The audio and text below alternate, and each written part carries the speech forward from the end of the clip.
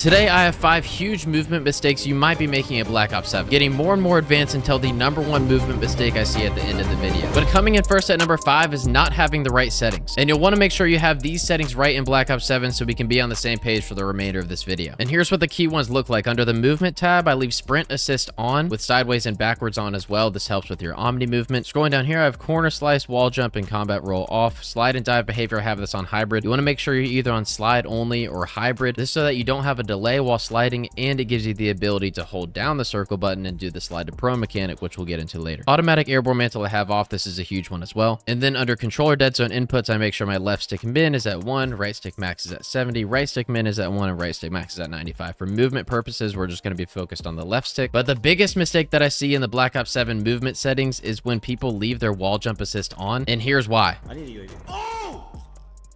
Bro, nah.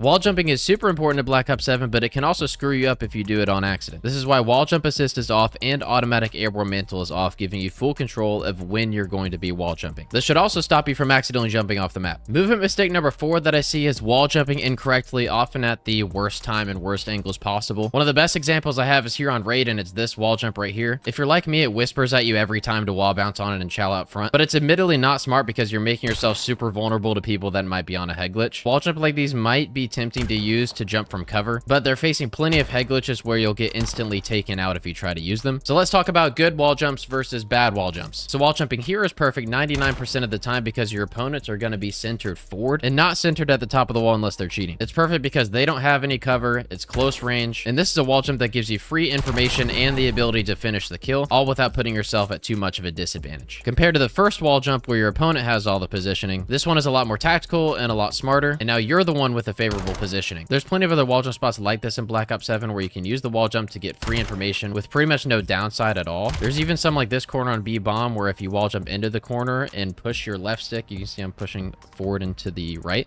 It shoves you in the corner and you get to stay here until you let go, and then you can fall back down. You can use this as a head glitch towards the full right side of the map, and you can even slowly ease off of your left stick to sink further into the head glitch before pushing back into the corner. I mean, look at this. If someone expects you here, they're freaking cheating. And because you're watching, I'll let you in on a secret movement mechanic that only the pros know about. Black Ops 7 has a huge movement problem right now. If you wall jump and then hit your head and then slide while ADSing, your character glitches out and floats midair while your hitbox is sliding. Use this in-game to absolutely camera your opponents, and there's plenty of spots each map that you can use it as well. Again, all that you need to do is wall jump off of something, hit your head, and then slide. So have fun destroying your opponents with this movement mechanic.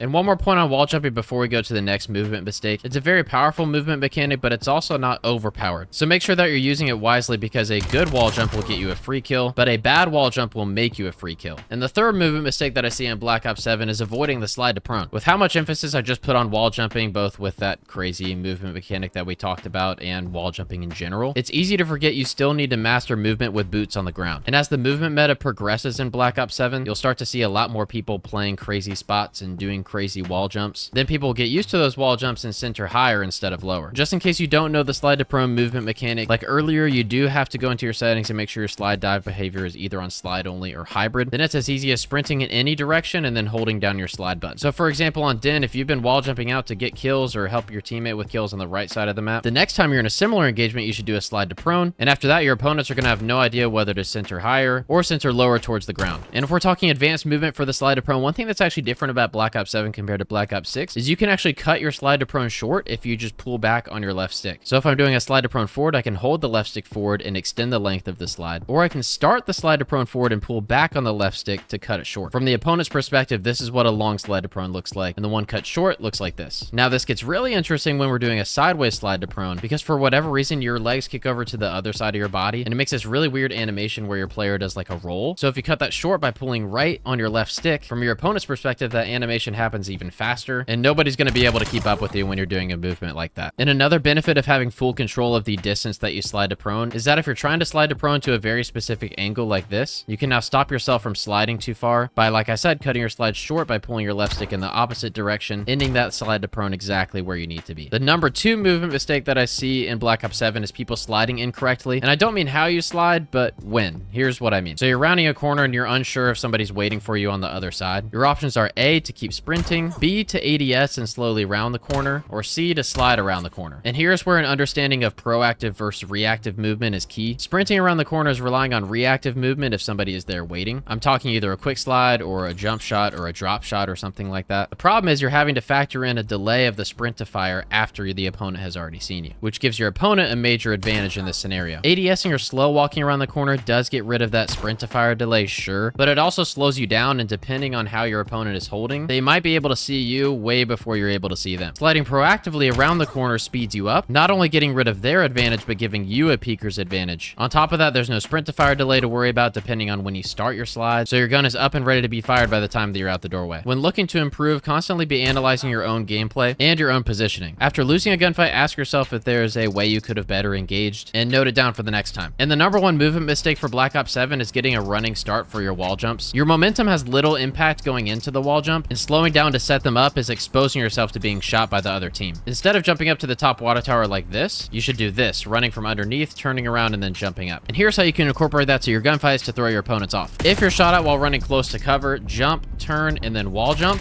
and just like that, you've sent your opponent back to Battlefield 6. Like and subscribe if these tips helped you out. Thank you for watching, and I'll catch you next time at lunchtime.